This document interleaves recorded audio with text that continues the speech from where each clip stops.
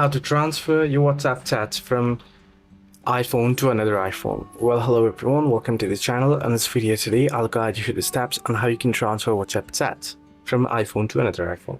Well, first things first, you can open up WhatsApp, then head over to settings. Once you're on the settings, head over to chats. Now here you'll get the option to transfer your chats.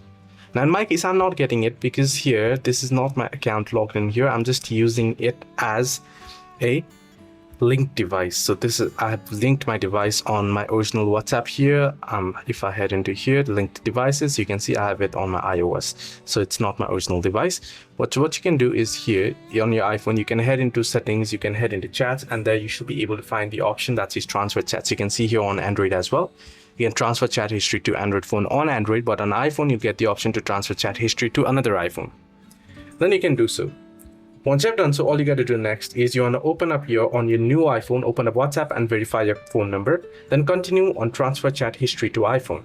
Then scan the QR code on the old iPhone using the WhatsApp camera on the new iPhone and follow the on-screen instructions to connect and transfer your chat history. So hope this video was helpful. Do like and subscribe as well.